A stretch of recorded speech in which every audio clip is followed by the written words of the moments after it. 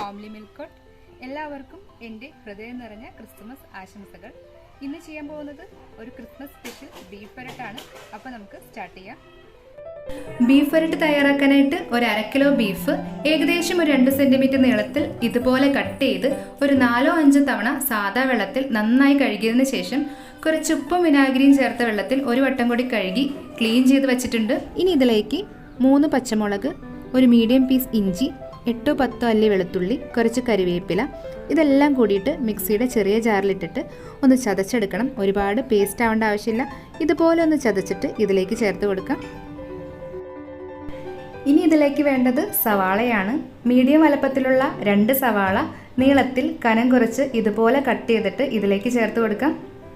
ഇനി നമുക്കിതിലേക്ക് ഒരു 1/2 കപ്പ് ചെറുള്ളി നടുവിലൊന്ന് മുറിച്ചിട്ടിട്ട് കൊടുക്കാം. ഏകദേശം ഒരു 20 ചെറുള്ളി ഉണ്ടായിരിക്കും. കൂടെ 1/2 ടീസ്പൂൺ കുരുമുളക് പൊടി, 1/4 ടീസ്പൂൺ മഞ്ഞൾപ്പൊടി, 3/4 ടീസ്പൂൺ ഉപ്പ്, 1 ടേബിൾ സ്പൂൺ വിനാഗിരി.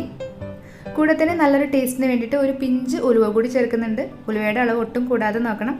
ഇനി ഇതെല്ലാം കൂടിയിട്ട് കൈ ഉപയോഗിച്ചിട്ട് നന്നായിട്ടൊന്ന് മിക്സാക്കി എടുക്കാം. എല്ലാ ചേരുവകളും ബീഫിലേക്ക് പിടിക്കത്തക്ക വിധത്തിൽ കൈ ഉപയോഗിച്ച് നന്നായിട്ട് മിക്സ് ചെയ്തിട്ട് ഇത് നമുക്ക് കുക്കറിലേക്ക് ഇട്ട് കൊടുക്കാം. വേവാനായിട്ട് വെള്ളം ചേർക്കേണ്ട ആവശ്യമില്ല. ബീഫിലെയും സവാളയിലെയും വെള്ളം ഇറങ്ങിയിട്ട് വേവാൻ ആവശ്യമായ വെള്ളം കിട്ടിക്കോളും. ഇനി ഇതൊന്ന് മൂടി വെച്ചിട്ട് മീഡിയം ഫ്ലെയിമിൽ ഒരു 4 വിസിലടിച്ചിട്ട് കുക്കർ ഒന്ന് റെസ്റ്റ് ചെയ്യാനായിട്ട് വെക്കാം. 4 വിസിലടിച്ചിട്ടും വെന്തിട്ടില്ല എങ്കിൽ നന്നായിട്ട് വെന്ത് കിട്ടും വരെ വീണ്ടും വിസിലടിച്ചെടുക്കാം. നന്നായിട്ട് വെന്താൽ മാത്രമേ കറിക്ക് നല്ലൊരു ടേസ്റ്റ് ഉണ്ടാകത്തുള്ളൂ. കുക്കർ വിസിലടിച്ചെടുക്കുന്ന ആ സമയത്ത് നമുക്ക് ഇതിലേക്ക് വേണ്ട മസാല തയ്യാറാക്കിയെടുക്കാം.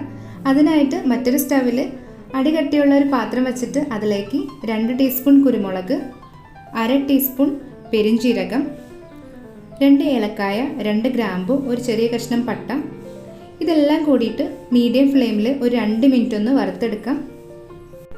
ഒരു 2 മിനിറ്റ് നന്നായിട്ട് ഇളക്കി വറുത്തതിന് ശേഷം ഇതിലേക്ക് നമുക്ക് 3 ടേബിൾ സ്പൂൺ തേങ്ങയും 2 വറ്റൽമുളകും കുറച്ച് കറിവേപ്പില കൂടി ചേർത്തിട്ട് നന്നായിട്ടൊന്ന് വറുത്തെടുക്കാം. തേങ്ങ ചേർക്കാതെയും നമുക്ക് ഈ ബീഫ് വരട്ട് ഉണ്ടാക്കാം. എന്നാലും തേങ്ങ ചേർത്തുണ്ടാക്കുമ്പോൾ ഗ്രേവിക്ക് ഒരു പ്രത്യേക ടേസ്റ്റ് ആയിരിക്കും. ഇനി നമുക്ക് മീഡിയം ഫ്ലെയിമിൽ ഒരു 2 മിനിറ്റ് നന്നായിട്ടൊന്ന് ഇളക്കി കൊടുത്തതിന് ശേഷം അടി പിടിക്കാതിരിക്കാനും പെട്ടെന്നൊന്ന് റെഡിയാവാനും വേണ്ടിയിട്ട് 1 ടീസ്പൂൺ വെളിച്ചെണ്ണ ഇതിലേക്ക് ചേർത്ത് കൊടുക്കാം. വീണ്ടും മീഡിയം ഫ്ലെയിമിൽ തന്നെ 5-6 മിനിറ്റ് കളർ മാറുന്ന വരെ നന്നായിട്ടൊന്ന് ഇളക്കി വറുത്തെടുക്കാം. ഇനിയിപ്പോൾ നമുക്കിത് പെട്ടെന്നൊന്ന് റെഡിയാക്കി കിട്ടാൻ വേണ്ടിയിട്ട് 1-2 ടീസ്പൂൺ വെളിച്ചെണ്ണ അധികം ഒഴിച്ച് ഫ്ലെയിം ഒന്ന് കൂട്ടി വെച്ച് കൈ എടുക്കാതെ തന്നെ നന്നായിട്ടൊന്ന് ഇളക്കി കൊടുത്താൽ മതിയാവും. തേങ്ങയൊക്കെ നന്നായിട്ട് വറുത്ത് കളർ മാറി വന്നിട്ടുണ്ട്. നമുക്കിതിലേക്ക് 2 ടീസ്പൂൺ മല്ലിപ്പൊടി ചേർത്ത് കൊടുക്കാം. മല്ലിപ്പൊടി ചേർത്തതിന് ശേഷം ഫ്ലെയിം ഒന്ന് കുറച്ച് വെച്ചിട്ട് 1-2 മിനിറ്റ് വീണ്ടും നന്നായിട്ടൊന്ന് ഇളക്കി കളർ മാറുന്നവരെ ഒന്ന് വറുത്തെടുക്കണം. മല്ലിപ്പൊടി ഇപ്പോൾ കളറൊക്കെ മാറി വറുത്ത് റെഡിയായി വന്നിട്ടുണ്ട്. നമുക്കിനി ഇതിൻ്റെ ഫ്ലെയിം ഒന്ന് ഓഫ് ചെയ്ത് കൊടുക്കാം. ഫ്ലെയിം ഓഫ് ചെയ്തതിന് ശേഷം ഇതിലേക്ക് നമുക്ക് 1/4 ടീസ്പൂൺ മഞ്ഞൾപ്പൊടി ചേർത്ത് കൊടുക്കാം. ഇനി ഇതെല്ലാം കൂടിയിട്ട് ഈ പാത്രത്തിൻ്റെ ചൂടിൽ തന്നെ നന്നായിട്ടൊന്ന് ഇളക്കി വറുത്തെടുക്കാം. ഇതൊന്ന് ചൂടാറി കഴിയുമ്പോൾ മിക്സിയുടെ ചെറിയ ജാറിലിട്ട് വെള്ളം തീരെ ചേർക്കാതെ നന്നായിട്ടൊന്ന് പൊടിച്ചെടുത്ത് മാറ്റി വയ്ക്കാം. അപ്പോൾ നമ്മുടെ സ്പെഷ്യൽ മസാല പൗഡർ തയ്യാറായിട്ടുണ്ട്.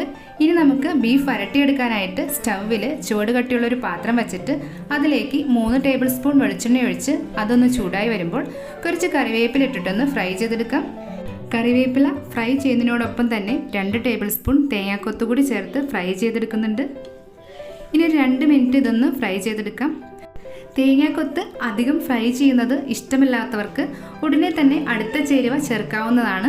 ഇതിപ്പോൾ ആവശ്യത്തിന് ഫ്രൈ ആയി കിട്ടിയിട്ടുണ്ട്. ഇനി നമുക്ക് ഇതിലേക്ക് ഒരു 15-20 ചെറുള്ളിയും 5 വറ്റൽമുളകും കൂടി എടുത്തിട്ട് മിക്സിയുടെ ചെറിയ ജാറിലിട്ട് ഇതുപോലെ ഒന്ന് ചതച്ച് ചേർത്ത് കൊടുക്കാം. കൂടെ തന്നെ കുറച്ച് കറിവേപ്പില കൂടി ചേർത്ത് കൊടുക്കാം. ഇനി ഇതൊന്ന് മീഡിയം ഫ്ലെയിമിലിട്ട് പച്ച മണമൊക്കെ മാറി നന്നായി ഫ്രൈ ആയി കിട്ടുന്നവരെ ഒരു 6-7 മിനിറ്റ് ഇളക്കി വഴറ്റിയെടുക്കാം. ബീഫ് വേവിച്ചെടുക്കാൻ ആവശ്യത്തിനുള്ള ഉപ്പ് മാത്രമാണ് നമ്മൾ ചേർത്ത് കൊടുത്തിരിക്കുന്നത്. ഇനി നമുക്കിതിലേക്ക് ഈ മസാലയിലേക്കുള്ള ഒരു 1/4 ടീസ്പൂൺ ഉപ്പ് കൂടി ചേർത്ത് കൊടുത്ത് നന്നായിട്ടൊന്ന് ഇളക്കി കൊടുക്കാം. ഇവിടെ ഇപ്പോൾ ഉള്ളിയും വറ്റൽമുളകും ഒക്കെ നന്നായി ഫ്രൈ ആവുന്നവരെ വഴറ്റിയെടുത്തിട്ടുണ്ട്. ഇനി നമുക്കിതിലേക്ക് മിക്സിയിൽ പൊടിച്ച് മാറ്റി വെച്ചിരിക്കുന്ന സ്പെഷ്യൽ മസാല പൗഡർ ചേർത്ത് കൊടുക്കാം. മസാല പൗഡർ ചേർത്തതിന് ശേഷം ഫ്ലെയിം ഒന്ന് കുറച്ച് വെച്ചിട്ട് ഒരു 10-15 സെക്കൻഡ് എല്ലാം കൂടി ഇളക്കി ഒന്ന് യോജിപ്പിച്ചെടുക്കണം. ഇതിപ്പോൾ നന്നായി ഇളക്കി യോജിപ്പിച്ചെടുത്തിട്ടുണ്ട്. ഇനി നമുക്കിതിലേക്ക് കുക്കറിൽ വേവിച്ച് മാറ്റി വെച്ചിരിക്കുന്ന ബീഫ് കഷ്ണങ്ങൾ ഇട്ട് കൊടുക്കാം.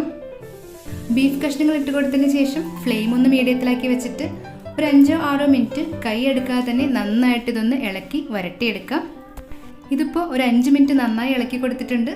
നമ്മുടെ കറി ഏകദേശം റെഡി ആയിട്ടുണ്ട്. നമുക്ക് കുറച്ച് ഗ്രേവിയോട് കൂടിയുള്ള കറിയാണ് വേണ്ടതെങ്കിൽ ഇങ്ങനെ നമുക്ക് സെർവ് ചെയ്യാം. നെയ്ച്ചോറിൻ്റെ കൂടെയോ ചോറിൻ്റെ കൂടെയോ അല്ലെങ്കിൽ പൊറോട്ടയുടെയോ ചപ്പാത്തിയുടെയോ പുട്ടിൻ്റെ കൂടെയോ കഴിക്കാൻ നല്ലൊരു കോമ്പിനേഷൻ ആയിരിക്കും ഇത്.